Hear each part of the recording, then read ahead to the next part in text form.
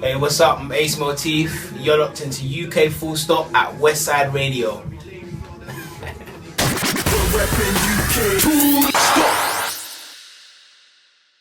Like I said, it's baking. It is ain't no baking. different to the music studio. Nah, for real, get me fire, straight fire, for sure. Yeah, man. For sure. So, obviously, let's start again, man. Let's start again for the people who are just locking in. Shouts out everyone who's locked in. Of course, we're gonna big you up real soon, but it's about you right now, man. Yeah. So, for the people who need to know, who is Ace Motif? Boy, Ace Motif is a 22-year-old singer-songwriter. And Ace Motif is just doing his thing in regards to his music, innit? All he is trying to do, speak in third person here, all he is trying to do is just make it to the top, but at the same time, I want people to love my music, I want people to love me, I want people to support me, do you know what I'm saying? I don't just want to drop a hit, drop another hit, people don't know me, I like to be at one with my fans. Yeah, man, of course. So I like that unity, you know what I'm saying? And that's a strong fan base. That's how you get a strong fan base. Of course. That's how you get loyal people. So yeah, man, Ace Motif is out here doing these things and always ready to support other artists as well. Yeah, I hear that. Sick. And in terms of your influences and stuff like that, we do greatest to the latest. I always shout it out. So in terms of a great artist or act from the UK that inspired you to maybe do what you're doing right now, who would that be? Who would they be? Yeah, if we go back, someone like Omar. Yes. You know what I'm saying? Very individual, very individual. I was hoping. I was like, I was hoping he's gonna shout out some of them old school. Man, Omar, do you know what I'm saying? He's an OG, man. And his music is very individual, unique. Yeah. And then no one can really come by and act like Omar because there's only one Omar. Do you know what I'm saying? Yeah. And it's that level of artistry that I want to have, that people will recognize me. No matter how much time passes, there will only be one Ace Motif. Yeah. The Ace Motif. So. And the thing is as well, he's like so distinctive as well. Yeah. Like if Omar was walking, down the road, you'd know it's Omar. Yeah, of course. Doesn't matter like how many years, Nah. Yeah. There's something about him, and that's what makes an artist a true artist, and not just an act. Do you know what I'm saying? It's about the artistry, how you carry yourself, how you look, all those things there. In accordance, obviously, with your music, which is the product, but you have to be a whole product by yourself. If I take you out cola and put it in a bottle, it's not Coca-Cola, do you know what I'm saying? Unless it goes in the packaging, the Coca-Cola can, that's the product. I want to be that product. Fair enough. Yeah. Sick.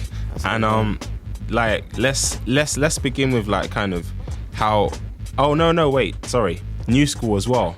We need to talk about new school. Someone who's new school. Someone who's new school. You might know them or you might not know them. But who you feeling? Someone who's new school. The new school people that I'm feeling that are from the UK are not singers. They're rappers. That's cool. That's cool. Yeah. My man Wretch. That's what I keep saying. Wretch. Yeah. Very individual. You know what I'm saying? His style is different. Anyway you hear Wretch, you know it's Wretch. Of course. Anyway you see Wretch, you know it's Wretch. And he hasn't really followed the path of a lot of rappers. You know what I'm saying? Yeah. He's very distinctive and very different. That's true. And that's another thing that I would like to follow. And then just obviously just the bait ones that I can't lie about. Well, they're not bait to people, but bait to people that I know. My boy Cardo, I'm telling you, if you listen to him, then you will know about being a distinctive rapper or a distinctive artist. Cardo Blondes. Yeah. You will know about that. So that's and your producer as well. Yeah, he's also my producer. So if you can understand how distinctive my music is and definitive from the producer's aspect and my aspect, then if that producer is an artist, then you know that he's gonna have his own line that he's gonna follow. So same thing. I just like it when things are just very different. You know what I'm saying? I don't want to merge and blend. I want to stand out. And set a precedent. So nice. You're most definitely doing that. So how did it all kind of begin for you? I mean, obviously, in terms of standing out, like, was that always something that you've kind of set out to do? Or did you have to kind of find that? Yeah, I had to find it. I mean, what it was initially, the first thing was obviously I'm a light-skinned boy and a light-skinned boy that can sing, you know what I'm saying? Like the Chris Brown wannabe or that wannabe, and I was like, I need something that's gonna set me so apart. So then that was the first thing was I got my dreads, you know what I'm saying? Obviously I was singing back then, but I was like, I need something that's gonna set me apart visually. Got my dreadlocks, worked out my style, what I would look like as an artist, worked in my favor a hell of a lot. When it came down to the style of my music, I wasn't too sure, but obviously, like I keep saying, with the help of my boy Cardo Blonde, you know what I'm saying, he's like, I got this for you, I think your voice will suit this, I think your voice will suit that. And as time goes on and you keep crafting work and you keep writing songs and listening to new beats and trying to find your voice in the voice that you have, then you start to find yourself and you start to craft yourself and chisel away at this little iniquity there and get in there and take that away, add this because that works out. Do you know what I'm saying? So let's talk about the chiseling, because obviously your boys will tell you exactly, you know, what they're feeling and what they're not. Of course, So like when it comes to the ladies, obviously you just mentioned, you know, like the image and stuff like that. Like, were you in school or in high school, were you like considered a sweet boy or? I was the sweet boy. I was the sweet boy. So like the whole way. So what was it like in terms of like, you know, the girls and stuff like that? What was their response to your music? Because obviously you talk a lot about love in your music. So what was that like? Did it get you into trouble with the ladies, or was it just like, boy? No, not a lot of trouble. I mean, what generally happens is that you're just a guy that can sing. Like the girls just go crazy immediately. Oh my god, okay, hear him sing. He can sing so good. Oh my god, listen to him sing. Come over here, come sing. So it's like a little bit, the attention is just like yes. And then you start getting the other guys hating on you like, nah man, man can sing and I can't even do that. And then he's out here getting bare girls and I'm like, boy, you know, don't hate me, But now it's even still right now it's not getting me in trouble because obviously I'm in a relationship, but there's obviously there's a fine line between, you know, that can still get you into trouble. There's a fine line between the music and what you do, you know what I'm saying? True. But as far as the music goes, as long as we keep it serious and about the business and the music, you know, I need my women fans. I need the women. I need to sell the music to the women. You know what I'm saying? But funnily enough, even though I talk about love a lot of times, I was looking at some of my demographics on YouTube, and a high percentage from my music video Ride and Cruise, and the song Ride and Cruise, high percentage of those listeners and the people that are watching that video are male. So you know what? I'm out here schooling men on how to pick up their ladies. You know what I'm saying? So I'm out here doing the real thing. So yeah, man. Yeah, that's sick. That's sick, man. That's what we really need to get down to here. So it's like, obviously we're in an age now where you have rappers that are almost trying to be singers. And then you have singers that are doing the rap thing as well. So it's like the lines are very blurred at the moment. They are very blurred. You see, the thing is that it's a bit of it's a bit of a contradiction, sort of the way it's happening. Do you know what I'm saying? Because you can get a rapper that's trying to sing a little bit and he's making hits. Drake, prime example. You know what I'm saying? And then you can get a rapper, a singer, that can make a hit out of some of his raps. And I'll talk about Chris Brown.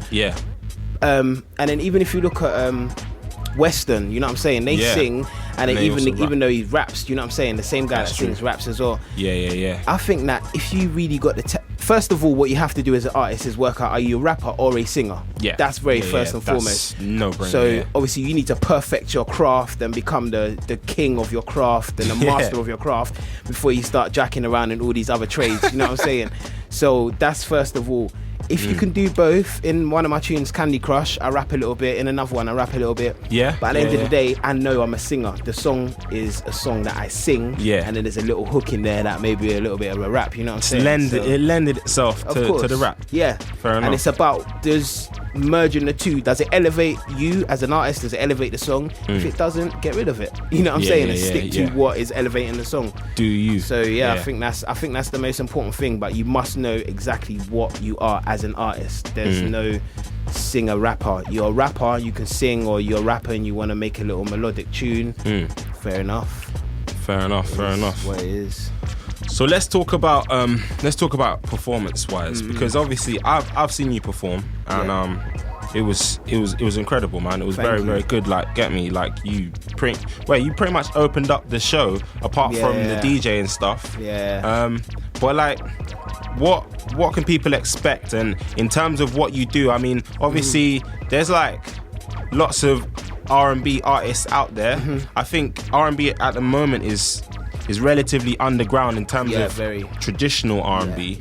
But like, what are you like for the people? Do you dance? Do you do you get panties thrown on stage and all that? Like, what is the thing? No. So basically, first of all, I just want to say that my music isn't very genre specific. People say it's R&B, but there's something different to it that not even I can put my hand on it. But that's my niche. That's exactly what I'm focusing on right now.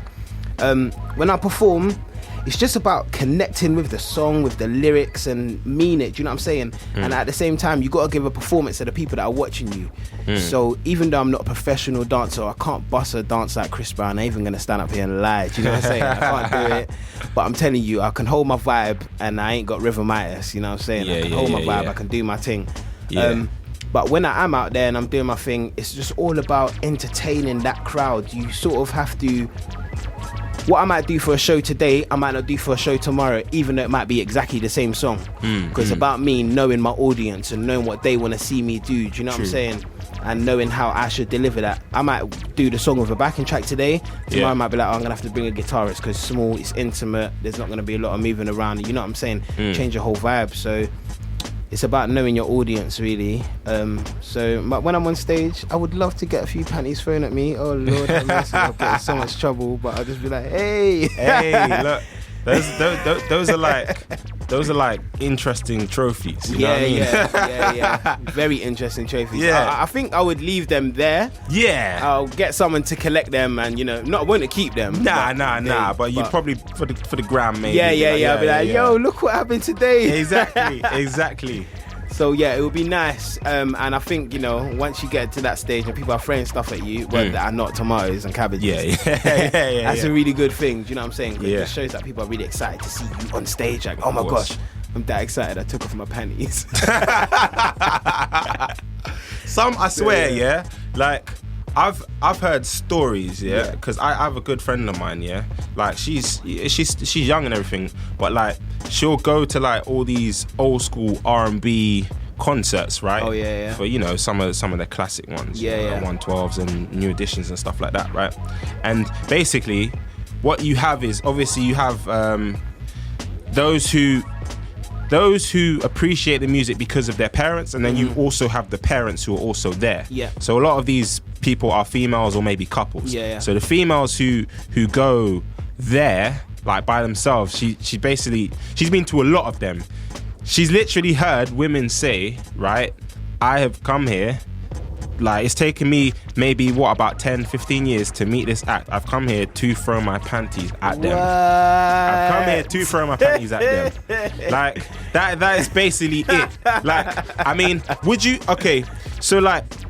ever kind of like bring a girl on stage and serenade her? Is that your style? Is that I will do. So what I've done, I went to my friend's open mic, a cappella, and I've done a freestyle. So they gave me words: chocolate, sexual, and ice were the 3 words. And I just bop up and down. You just start singing. If I see a girl, I just sit down next to her, bust her a few words, get up onto the next one. Do you know what I'm saying? And there's no intent behind that apart from making someone feel good. Of course. You know what I'm saying? If you make someone feel good with the best thing that you can possibly do, and the best thing that I can do is sing, then I'm telling you, I'm winning. Do you know what I'm saying?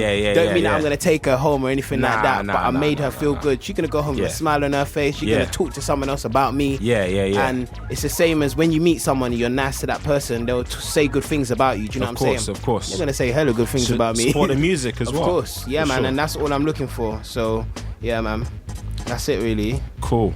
So let's talk about content. Like, generally speaking, like with singers, like at the moment, this is one thing that grinds my gears at the moment. And obviously, I mean, it might also grind your gears too as well, being in a relationship.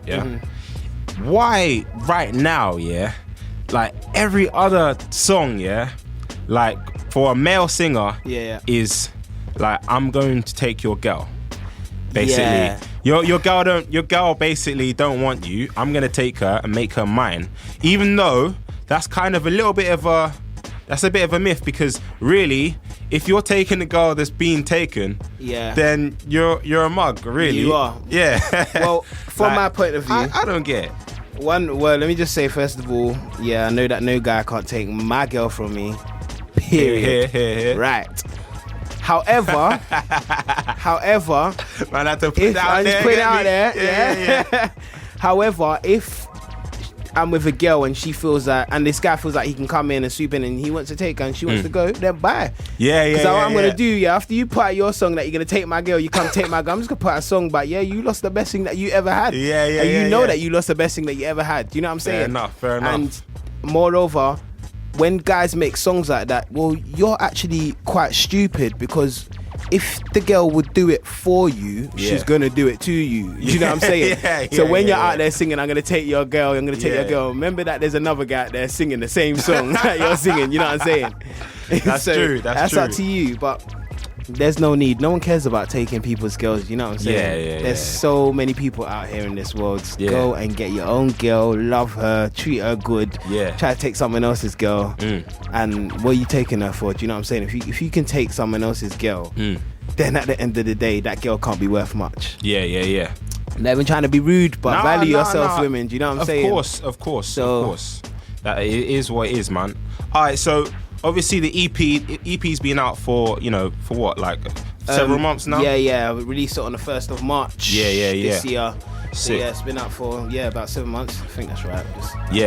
About that. So good love, man. Good love. I mean, obviously, like, that can mean several things, but I've listened to the EP. It's incredible. You did a really good job. Thanks a lot, man. Let's talk about the layers of the layers of love when it comes to this thing. So in terms of a track on the EP that literally, I mean, I'm not suggesting that you ever do the damn thing to your own music. Maybe you do, maybe you don't. But like, if there was that track, right, that people wanted to listen to on the EP, where they were like, you know what, forget Netflix and chill. Man's gonna play some Ace Motif and chill. Get me? If they want to play Ace Motif, and what if there was one track that I would specifically tell them to go listen to? If there was a track that I would tell people to go listen to, I'll put it in this order. I'll tell them to go listen to Good Love first. It's like the warm-up song, you know what I'm saying? It's like the R. Kelly Happy People. Good time, you know, it's the feel-good song, the party song. You know what I'm saying? And then I was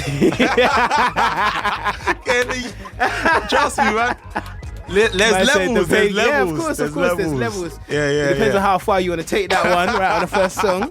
And then after that, I would encourage people to go, it depends on what direction you want to go in, you know what I'm saying? But I'd encourage people to listen to fantasy, which is very, very different. And the concept around fantasy is that, it can be whatever fantasy you want it to be. I'm talking about my fantasy, per se, but it can be whatever you want it to be. Or Candy Crush. Candy Crush, man. Candy Crush just has a whole different concept to it. Obviously, people know Candy Crush is the game. That's what the whole point of it is. It's addictive. Whatever it is, it's addictive. And then the story tells you that everything ain't great, or there's different reasons why this is happening or that is happening. But it's addictive. It's a very, very clever song. Like I like what you did with that. And do you know what? The demographic for Candy Crush, the main demographic for Candy Crush is women. Because more women play Facebook games than men. A lot more women, significantly. So, boy, smart move there, man. Some of my friends, my sister, my friend, they're like, Candy Crush. I'm sitting there talking to them like, I'm playing Candy Crush. Like, listen, only Candy Crush you want to be playing is Ace Motif Candy Crush. Exactly. Now pick up the phone and play the song. Exactly, most definitely. All right, cool. So we've got that kind of love out the way. Yeah, man. So in terms of like good love, like relationships wise, like what is that definition to you? Like good love. Like what? I mean, obviously love is a hard thing to define, like in terms of acts. But like what would make you kind of be like, yo, do you know what? Like I love this chick, right? Yeah, of course. Like, what is that? Well, okay, so first of all, yeah, the whole concept with my music and the songs is if you listen to them, they don't just sit in one contextual area. Do you know what I'm saying? Yeah. Like, you can put your own emphasis on this part of it, or you can put your own interpretation in parts of the songs, and the whole EP as a whole. So, same thing as the whole EP is the whole thing. Good Love, or Love itself, is how you interpret it to be. Yeah. You know what I'm saying? If you love someone, what is it you love that person for? Yeah, You know what I'm saying? You love that person for them, their personality, their money, their looks. What do you love that person for? But I know, I know when I'm falling in love, man. Trust me, I know when I'm falling in love. Yeah. I start staying indoors. Start checking my phone. Oh man. Oh babe, where you at? Oh man. But yeah, man. But it's about just what like, you believe is love. You be like, yo, fam. Nah, I listen. Yeah, man's a bit busy still. Yeah, I listen. Mum told me to wash the dishes. Yeah. Clean the house. I gotta do something for my mum, innit? Oh, nah, I know it's long, innit? It's long. Yeah. Yeah, man. So yeah, but it's up to you what you think is love, and I want that to be portrayed for the music. That even though there is a concept, you can also add your own interpretation to it, and that is the most important thing, is that you add your own interpretation, make it what you want it to be. Okay. And obviously, love hurts sometimes, innit? Yeah. So what's a like a bad experience you may have had? Bad experience. When you find out someone's lying to you and cheating on you, do you know what I'm saying? Yeah. Like, so one occasion, I was with someone, got back with them, and then I wanted to go out, and they said they will stay at mine, and I was like, okay. Then they called me and was like, they're gonna go to their mum's house. Yeah. Then I was like, okay, and then mum lives around the corner, and called them called them when I got home, no answer. Next day, no answer. I called them again, like, where were you? I stayed at my friend's house. What friend? Oh, just my friend. Gee. Let's not go there. Yeah. Let's get that one lock off. Shadiness. You know what I'm saying? So that's the worst thing, is that when you can't really trust someone. So yeah. That's what it is, man. Not nice. And lastly, before we get to Candy Crush, just sum up the EP for people. The EP is just about a mixture of things. It's about love predominantly. But it's about your own interpretation on it and putting it on there, because the most important thing about the EP is that even though the songs all have basically the same, that one thing in common, which is love, it's, you know, sometimes it's not a relationship kind of love, or sometimes it's not a personal kind of love. Do you know what I'm saying? Yeah. And it's about where you go with it. So it's about all your different interpretations and variations of love itself. It could be a first date. Yeah. It can be something serious. It can be long term. It can just be the thought of wanting to be with someone and you just can't be with them. So yeah, that's it. The EP just gives you all these different takes on love itself. Sick. And the interlude, I think, is the most heartfelt part of it. Yeah. You really think, oh, what's going on here throughout this EP? This is UK Full Stop, playing the greatest to the latest in UK urban culture. Thursdays, 10 p.m. to midnight on West Side Radio.